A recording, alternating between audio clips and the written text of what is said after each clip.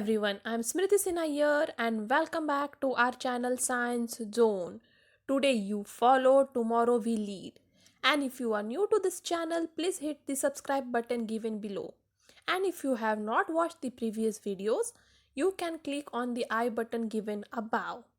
And today we are going to start with a new topic, that is ionic equilibria.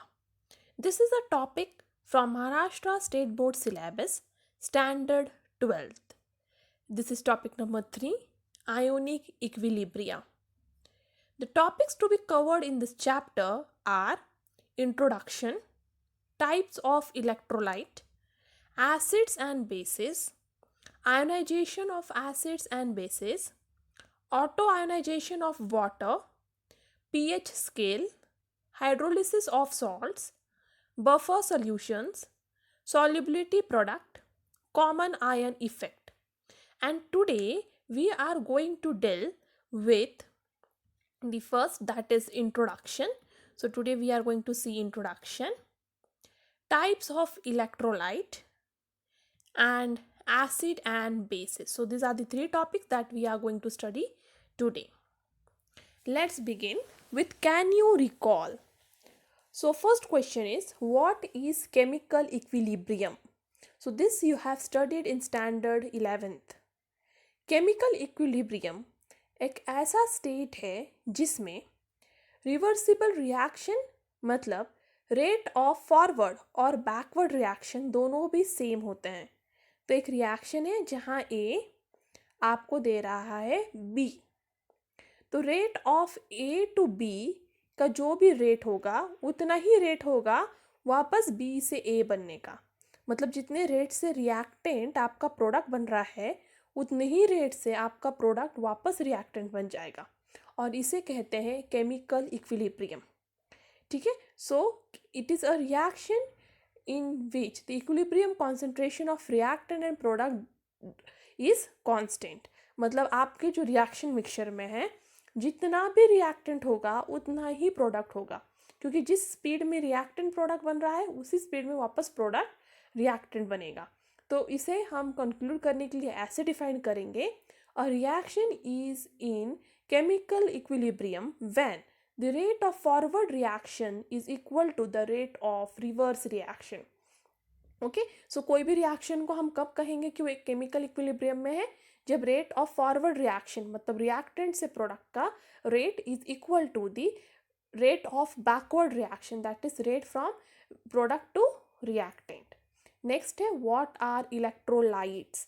तो electrolytes वो substance हैं जो ions बनाते हैं व्हेन वाटर में वो डिज़ोल्व किए जाते हैं. तो कोई भी सब्सटेंस या केमिकल को जब आप पानी में डिज़ोल्व करोगे और आयंस डेवलप होंगे तो वो हो गए electrolytes. So the substance which give rise to ions when dissolved in water are called electrolytes. Now, the important part, that is introduction. So, equilibrium between ions and unionized molecule in solution is called the ionic equilibrium. ठीक है. तो ionic equilibrium मतलब क्या होगा? जब NaCl को आपने water में डिज़ोल्व किया, ठीक है, तो ये हो गया आपका अनआयोनाइज्ड मॉलिक्यूल, क्योंकि इसमें पॉजिटिव नेगेटिव चार्ज नहीं है, और पानी में डिज़ोल्व करने के बाद वो बनेगा Na प्लस. तो आप ऐसे लिख सकते हो Na plus plus Cl minus. Correct. तो ये दोनों के बीच में जो इक्विलिब्रियम है, किसके बीच में? Ions Na plus Cl minus और unionized molecule that is NaCl.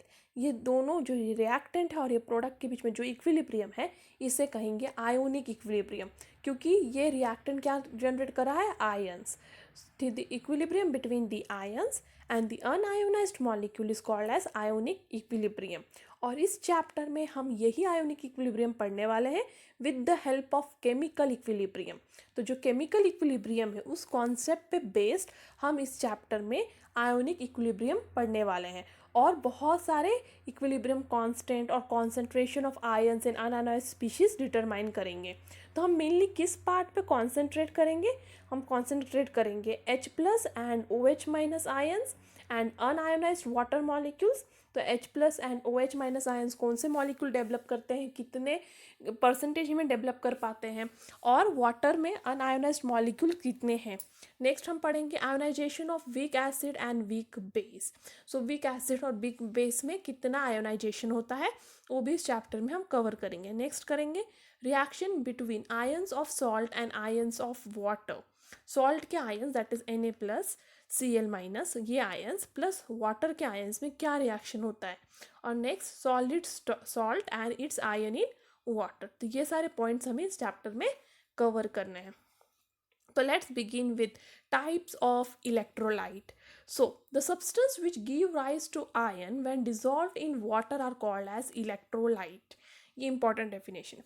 जो भी सब्सटेंस वाटर में डिसॉल्व करने के बाद आयंस में ब्रेक हो जाए उन्हें हम क्या कहेंगे, इलेक्ट्रोलाइट। जैसे आपका सबसे कॉमन एग्जांपल है सॉल्ट। जब आप नमक को पानी में डिसॉल्व करोगे तो बन जाएगा Na plus and Cl minus, that is the molecule is breaking into ions, और इसे कहेंगे हम इलेक्ट्रोलाइट। और the non electrolyte are those which do not ionise and exist as molecule in aqueous solution. तो नॉन इलेक्ट्रोलाइट्स वो हैं जो water में डिसॉल्व करने के बाद वो ब्रेक नहीं होते आयंस में और एज अ मॉलिक्यूल ही एग्जिस्ट होते हैं। कुछ भी आप कर लोगे तो आयंस में ब्रेक नहीं होंगे, एज अ मॉलिक्यूल ही वो एग्जिस्ट करेंगे, तो इन्हें हम कहेंगे non electrolytes. So electrolytes can be further classified into strong electrolyte and weak electrolyte. ठीक है, तो किस बेसिस पे हम इलेक्ट्रोलाइट को कहने वाले हैं कि मेरा इलेक्ट्रोलाइट स्ट्रॉन्ग इलेक्ट्रोलाइट है या वीक इलेक्ट्रोलाइट, वो इस बेसिस पे होगा कितना आयोनाइज हो पाता है वो एक्वस सोल्यूशन में, कितने हद तक वो आयंस में फॉर्म हो पाता है एक्वस सोल्यूशन में। एक्वस मतलब वाटर में। तो मैंने सपोज आपको 2 सॉल्ट दिए और वाटर में आपने डिसॉल्व किया, एक सॉल्ट पूरी तरह वाटर में डिसॉल्व होकर आयंस में ब्रेक हो गया और एक बहुत कम हद तक, तो आप उसे क्लासिफाई कर पाओगे स्ट्रॉन्ग और वीक इलेक्ट्रोलाइट में। तो स्ट्रॉन्ग और वीक इलेक्ट्रोलाइट इस बेसिस पे क्लासिफाई होगा कि वो कितने आयंस प्रोड्यूस कर पाता है जब वो वाटर में डिसॉल्व होता है। ठीक है, तो this is types of electrolyte. So first is strong electrolyte. तो इलेक्ट्रोलाइट्स आयोनाइजिंग कंप्लीटली और almost completely is called as strong electrolyte. जो भी सब्सटेंस या इलेक्ट्रोलाइट वाटर में डिसॉल्व करने के बाद पूरी तरह आयंस फॉर्म कर जाते हैं या पूरी तरह आयंस बन जाते हैं, पूरी तरह ब्रेक हो पाते हैं, उन्हें हम कहेंगे स्ट्रॉन्ग इलेक्ट्रोलाइट। मतलब वो कंप्लीटली आयोनाइज हो जाते हैं। तो NaCl is a strong electrolyte क्योंकि वो वाटर में डिसॉल्व करने के बाद पूरी तरह Na plus and Cl minus में कन्वर्ट हो जाता है, और इसलिए हम उसे कहते हैं strong electrolyte. For example any strong acid, strong base and salts, ये सब क्या है, स्ट्रॉन्ग इलेक्ट्रोलाइट्स, क्योंकि ये पूरी तरह आयोनाइज हो जाते हैं वाटर में। नेक्स्ट है वीक इलेक्ट्रोलाइट। तो जो इलेक्ट्रोलाइट बहुत कम हद तक आपके एक्वा सोल्यूशन में आयोनाइज होते हैं या ब्रेक होते हैं उन्हें कहते हैं weak electrolyte. So the electrolytes which dissociate to a smaller extent in aqueous solution are weak electrolytes. ठीक है, उसके एग्जाम्पल है weak acids and weak bases. जैसे एसिटिक एसिड, एसिटिक एसिड जब आप पानी में डिसॉल्व करोगे, 10 मॉलिक्यूल ऑफ एसिटिक एसिड आपने पानी में डिसॉल्व किया तो सिर्फ 5 जो मॉलिक्यूल्स है वो बनेंगे H plus plus CH3OCO2 negative. ठीक है, तो बेसिकली एसिटिक एसिड के सिर्फ 5 मॉलिक्यूल ही आयोनाइज होंगे, 5 मॉलिक्यूल बिना आयोनाइज हुए ही वाटर में एग्जिस्ट करेंगे। बट जब आप NaCl को वाटर में डिसॉल्व कर रहे हो, 10 का 10 सारे के सारे मॉलिक्यूल्स आपके Na plus and Cl minus बना रहे हैं। तो जो भी पूरी तरह आयोनाइज होता है स्ट्रॉन्ग इलेक्ट्रोलाइट, और जो स्मॉल एक्सटेंट तक हो पाता है या कम हो पाता है आयोनाइज उसे कहेंगे वीक इलेक्ट्रोलाइट। तो नेक्स्ट यह है question, which of the following is a strong electrolyte. तो इनमें से कौन सा स्ट्रॉन्ग इलेक्ट्रोलाइट है। तो आपको गिवन है HF, AgCl, CuSO4, CH3CO2NH4 and H3PO4। तो इसमें से सिर्फ और सिर्फ HF एक वीक इलेक्ट्रोलाइट है जो वाटर में पूरी तरह H plus plus F minus नहीं बना पाता, वो पूरी तरह आयोनाइज नहीं हो पाता या पूरी तरह ब्रेक डाउन नहीं हो पाता। इसलिए सिर्फ HF ही आपका वीक इलेक्ट्रोलाइट है, बाकी सब AgCl, CuSO4, CH3, CO2, NH4, NH3O, PO4 ये सब वाटर में पूरी तरह आयंस फॉर्म कर पाते हैं और इसलिए ये स्ट्रॉन्ग इलेक्ट्रोलाइट है। तो ये बन जाएगा Ag+Cl-, ठीक है। तो AgCl किस में आयनाइज होगा, Ag+Cl-, CuSO4 बनेगा Cu2+SO4 2-, ये बन जाएगा CH3COO नेगेटिव एंड NH4+, और ये बन जाएगा H+ H2PO4-। तो इस तरह से ये सारे के सारे कंप्लीटली आयनाइज हो पाएंगे except for your HF। Next, degree of dissociation.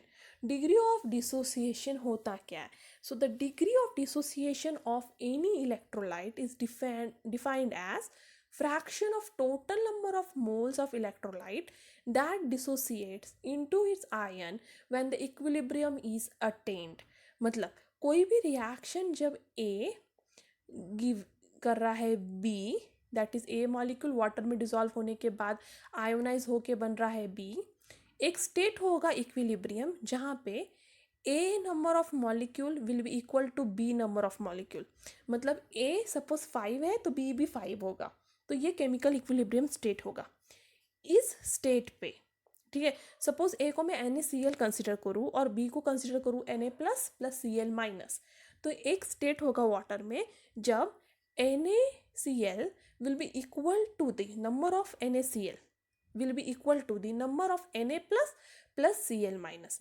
ठीक है, तो जब ये स्टेट आ जाएगा उस स्टेट पे जब fraction of total number of moles of electrolyte that dissociate into ions when the equilibrium is attend, तो उस स्टेट पे कितने आपके मॉलिक्यूल्स डिसोसिएट हुए हैं उसे हम कहेंगे डिग्री ऑफ डिसोसिएशन।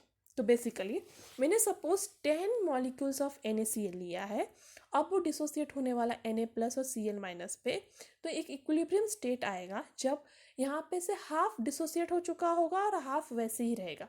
उस स्टेट पे कितने आयंस डिसोसिएट हो पाते हैं, उस number of moles of ions को या मॉलिक्यूल्स को हम कहेंगे डिग्री ऑफ डिसोसिएशन। तो आप दिखा सकते हो यहाँ पे degree of dissociation is given by number of moles dissociated मतलब B, number of moles dissociated B upon total number of moles that is A। So suppose total number of moles 10 था और नंबर ऑफ मोल डिसोसिएटेड अब 5 है, तो ये हो जाएगा degree of dissociation 5/10। मतलब इक्विलिब्रियम स्टेट पे आपका A कितना डिसोसिएट होके B बन पाया, तो यदि वो स्ट्रॉन्ग इलेक्ट्रोलाइट रहेगा तो बहुत ज़्यादा वो B बना पाएगा, करेक्ट।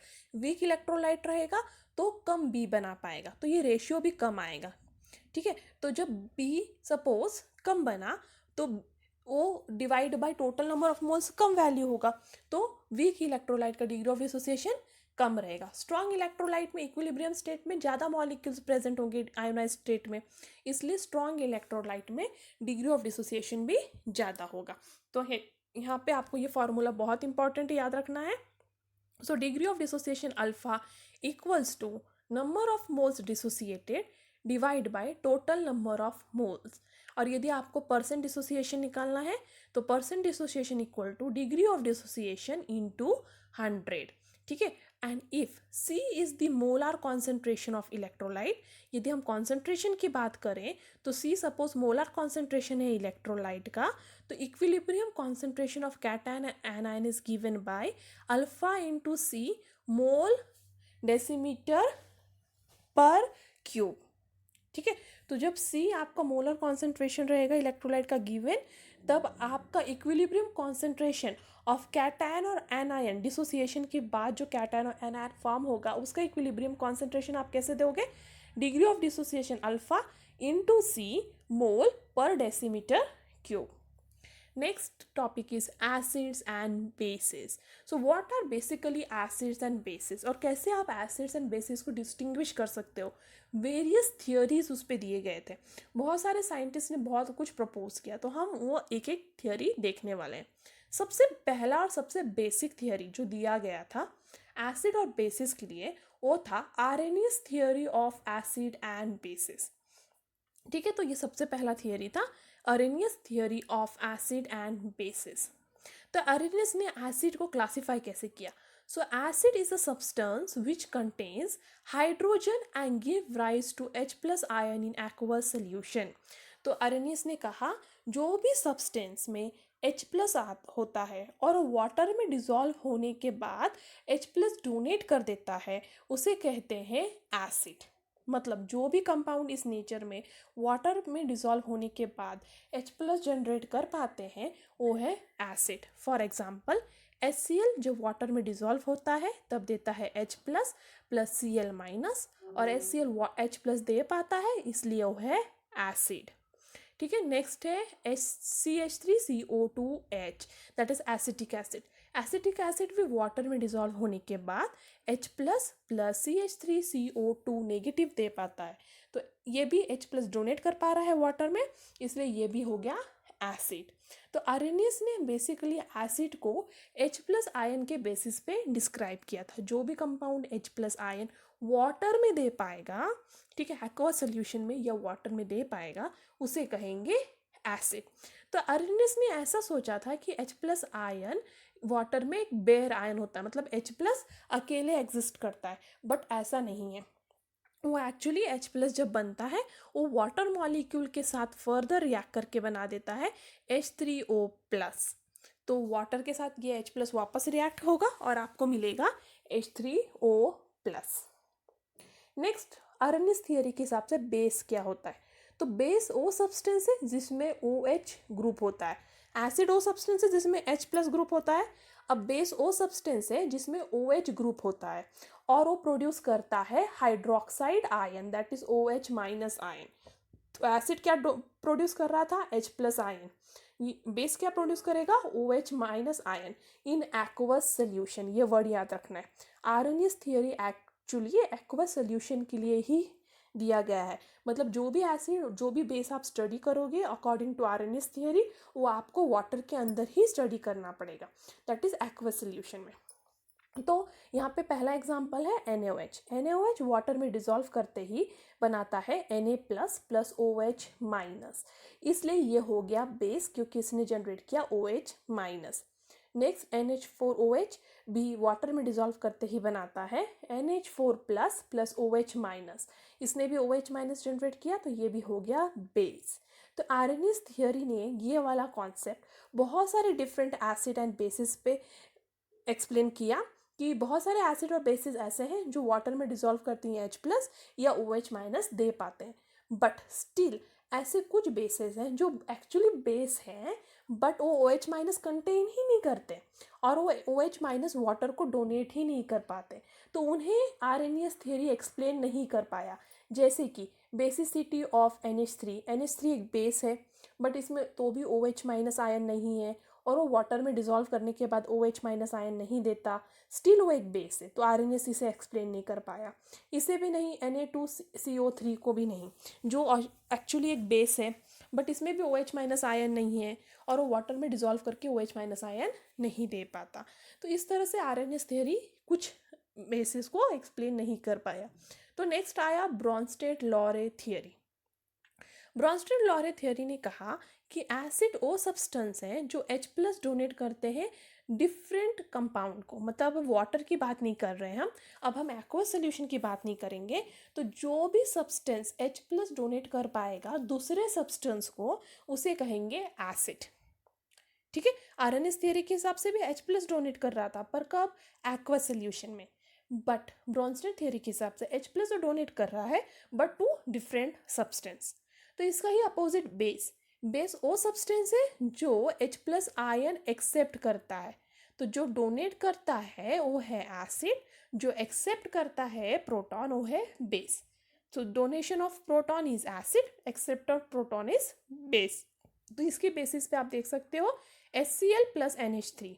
तो HCl will donate it's proton, तो ये हो गया आपका एसिड क्योंकि वो अपना प्रोटॉन डोनेट कर देगा, और NH3 क्या करेगा? एक्सेप्ट करेगा प्रोटॉन, इसलिए वो हो गया बेस। अब वो HCl डोनेट करने के बाद प्रोटॉन बनेगा Cl माइनस, और NH3 प्रोटॉन एक्सेप्ट करने के बाद बनेगा NH4 प्लस। और ये दोनों इक्विलिब्रियम में प्रेजेंट रहेंगे। क्यों? क्योंकि जो प्रोडक्ट यहाँ पे बन रहा है, तो H प्लस Cl माइनस ने डोनेट कर दिया, NH3 प्लस ने एक्सेप्ट कर लिया, तो ये बन गया। बट आप यहाँ पे देख सकते हो, अब Cl माइनस एक्सेप्ट करेगा प्रोटॉन फ्रॉम NH4, ठीक है। Cl माइनस अब प्रोटॉन एक्सेप्ट कर रहा है, इसलिए वो हो गया बेस, और NH4 प्लस अब प्रोटॉन दे रहा है, तो हो गया एसिड। तो दोनों तरफ एसिड बेस का पेयर है। इस तरफ HCl आपका एसिड था, इस तरफ NH4 प्लस आपका एसिड है, क्योंकि इस तरफ HCl आपका प्रोटॉन डोनेट कर रहा था और इस तरफ NH4 प्लस आपका प्रोटॉन डोनेट कर रहा है। इस तरफ बेस आपका अमोनिया था, क्योंकि वो प्रोटॉन एक्सेप्ट कर रहा था। इस तरफ Cl माइनस आपका बेस है, क्योंकि वो प्रोटॉन एक्सेप्ट कर रहा है, और इसे कहते हैं कॉन्जुगेट एसिड बेस पेयर। तो कॉन्जुगेट एसिड क्या होता है? वो एक ओ एसिड है जो प्रोटॉन यदि बेस प्रोटॉन एक्सेप्ट कर ले तो वो कॉन्जुगेट एसिड बन जाता है। तो conjugate acid is actually form from base, ठीक है। जो भी कॉन्जुगेट एसिड होगा वो किससे बनेगा? बेस से, प्रोटॉन एक्सेप्ट करने के बाद। तो हर बेस को एक कॉन्जुगेट एसिड होगा और हर एसिड को एक कॉन्जुगेट बेस होगा।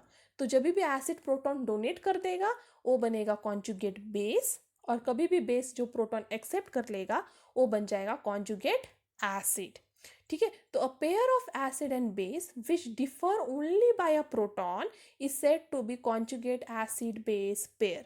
तो आप देख सकते हो HCl और Cl minus conjugate acid base pair है, क्योंकि उनमें सिर्फ डिफरेंस H प्लस का है।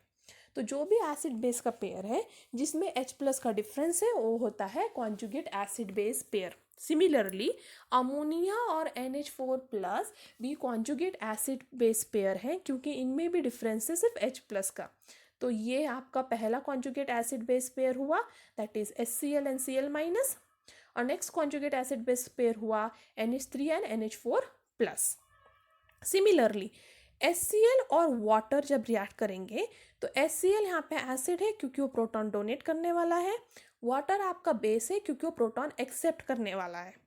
जब वो हो जाएगा तब उसने प्रोटॉन एक्सेप्ट कर लिया, दैट इज वो बन गया H3O प्लस। HCl ने प्रोटॉन डोनेट कर दिया तो वो बन गया Cl माइनस।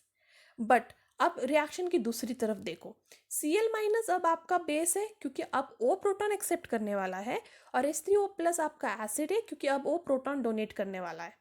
तो इस बेसिस पे आप देख सकते हो वाटर और H3O प्लस में सिर्फ हाइड्रोजन का डिफरेंस है, that is this two are conjugate acid base pair. Similarly HCl और Cl माइनस में भी सिर्फ H प्लस का डिफरेंस है, इसलिए ये भी हो गया second conjugate acid base pair.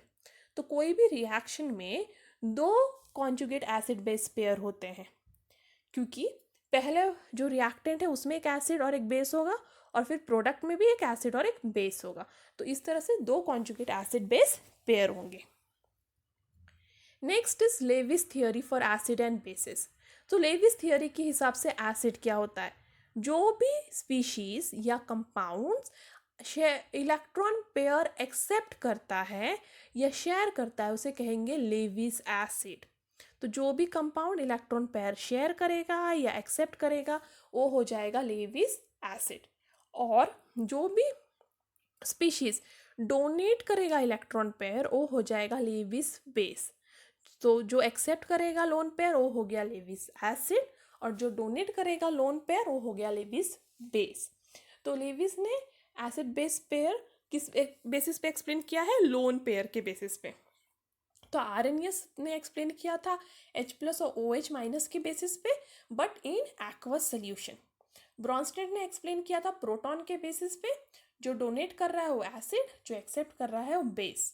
और अब लेविस ने एक्सप्लेन किया है on the basis of lone pair, जो डोनेट करता है लोन पेयर वो बेस, और जो एक्सेप्ट करता है लोन पेयर वो एसिड। तो आप यहाँ पे देख सकते हो आपका H प्लस और NH3। तो NH3 अपना लोन पेयर डोनेट कर रहा है इसलिए वो बेस, और H plus lone pair accept कर रहा है इसलिए वो acid. Similarly BF3 and NH3, BF3 में एम्प्टी ऑर्बिटल होता है इसलिए वो लोन पेयर एक्सेप्ट करता है, और NH3 में लोन पेयर होता है इसलिए वो डोनेट करता है। तो NH3 हो गया बेस और BF3 हो गया एसिड। अब एक क्वेश्चन है, all Bronsted bases are also Lewis bases. but all Bronsted acid are not Lewis acid. Explain. तो सारे ब्रॉन्स्टोन बेसिस मतलब जो भी H प्लस आयन एक्सेप्ट कर पाते हैं वो सारे लेविस बेसिस होते हैं, बट ऑल ब्रॉन्स्टेड एसिड मतलब जो भी H प्लस आयन डोनेट कर पाते हैं वो सब लेविस एसिड नहीं होते। ये एक्सप्लेन करना है। तो Bronsted bases are those which can accept a proton. Bronsted bases जो है जो प्रोटॉन एक्सेप्ट करते हैं। लेविस बेसिस वो है जो loan pair of electron donate करते हैं। करेक्ट। तो लेविस बेसिस क्या करते हैं, loan pair of proton loan pair of electron donate करते हैं। इट मीन्स वो प्रोटॉन एक्सेप्ट करते हैं। तो आप देख सकते हो यहाँ पे लेविस ब्रॉन्स्टेड ये वाला लेविस बेस था, ये वाला लेविस बेस है, और ये लेविस बेस हाइड्रोजन एक्सेप्ट कर रहा है और लोन पेयर डोनेट कर रहा है, इसलिए ये हो गया आपका लेविस बेस भी और ये हो गया आपका ब्रॉन्स्टेड बेस भी। करेक्ट। इसलिए सारे के सारे ब्रॉन्स्टेड बेसिस लेविस बेसिस होते हैं, क्योंकि ब्रॉन्स्टेड के हिसाब से जो भी प्रोटॉन एक्सेप्ट करता है वो बेस है, और लेविस के हिसाब से जो भी इलेक्ट्रॉन पेयर डोनेट करता है और इलेक्ट्रॉन पेयर डोनेट करने के बाद वो प्रोटॉन एक्सेप्ट कर रहा है ऑफ कोर्स, तो इसलिए all Bronsted bases are Lewis bases. But अब लेविस एसिड की बात करें तो लेविस एसिड वो सब्सटेंस है जो इलेक्ट्रॉन पेयर एक्सेप्ट करते हैं। जो इलेक्ट्रॉन पेयर एक्सेप्ट करेंगे वो हो जाएंगे Lewis acid. But Brønsted acid वो है जो प्रोटॉन डोनेट करते हैं, जैसे HCl, H2SO4, HNA3, ये सब प्रोटॉन डोनेट करते हैं, इसलिए ये हो जाते हैं ब्रॉन्स्टेड एसिड। बट ये लोग lone pair of electron accept नहीं कर सकते। ठीक है। तो Bronsted acid lone pair of proton accept नहीं कर सकते, वो सिर्फ H प्लस डोनेट करते हैं, और इसलिए ब्रॉन्स्टेड एसिड लेविस एसिड नहीं होते। ब्रॉन्स्टेड बेसिस लेविस बेसिस होते हैं क्योंकि वो प्रोटॉन एक्सेप्ट करते हैं, लोन पेयर डोनेट भी करते हैं, इसलिए वो लेविस बेस भी कह सकते हो आप उसको, या फिर ब्रॉन्स्टेड बेस भी। बट हर एसिड को आप लेविस एसिड ब्रॉन्स्टेड एसिड दोनों नहीं कह सकते। जैसे HCl, H2SO4, ये लोग लोन पेयर एक्सेप्ट नहीं करते बट H प्लस डोनेट करते हैं, इसलिए लेविस एसिड नहीं हुए, बट ये ब्रॉन्स्टेड एसिड हुए। And therefore all Bronsted bases are Lewis bases, but all Bronsted acids are not Lewis acids. Next is amphoteric nature of water. तो water की ability है acid as well as base की तरह act करने की। पहले amphoteric मतलब क्या, जो डुअल नेचर का होता है। एम्फीबियस एनिमल फ्रॉग जो वाटर और लैंड दोनों पे रह पाता है, तो जो भी डुअल नेचर दिखाता है उसे कहेंगे एम्फोटेरिक। तो ये नेचर वाटर में दिखता है। वाटर एसिड की तरह भी एक्ट कर सकता है और बेस की तरह भी, वो डिपेंड करता है कि उसमें सेकेंड कंपाउंड जो है वो कौन सा है। ठीक है। तो उसकी बेसिस पे आप कह सकते हो वाटर अभी एसिड है या फिर बेस है, और इस बिहेवियर की वजह से वाटर को कहा जाता है एम्फोटेरिक नेचर ऑफ वाटर। तो यहाँ पे एग्जांपल है वाटर। जब आप अमोनिया के साथ रिएक्ट करोगे तो अमोनिया अपना लोन पेयर डोनेट करेगा और वाटर अपना H प्लस डोनेट करेगा। करेक्ट। तो इसलिए वाटर अब हो गया एसिड और अमोनिया हो गया बेस, तो वाटर बन गया OH माइनस और ये बन गया NH4 प्लस। बट जब वाटर को आप HCl के साथ रिएक्ट करोगे तब यहाँ पे वाटर H प्लस एक्सेप्ट करेगा और HCl H प्लस डोनेट करेगा, इसलिए HCl यहाँ पे हो गया एसिड और वाटर हो गया बेस, तो वो देगा H3O plus plus Cl minus. Basically जब वाटर को आप बेस के साथ रिएक्ट करोगे तब वो एसिड की तरह बिहेव करेगा, और जब वाटर को आप एसिड के साथ रिएक्ट करोगे तब वो बेस की तरह बिहेव करेगा। तो कौन सा कंपाउंड के साथ वाटर रिएक्ट हो रहा है उस बेसिस पे वाटर एसिड या बेस की तरह बिहेव करेगा। That's why water is called amphoteric in nature. So water acts as acid towards ammonia and acts as base towards HCl, and therefore water is amphoteric in nature. And that's all for today. Thank you.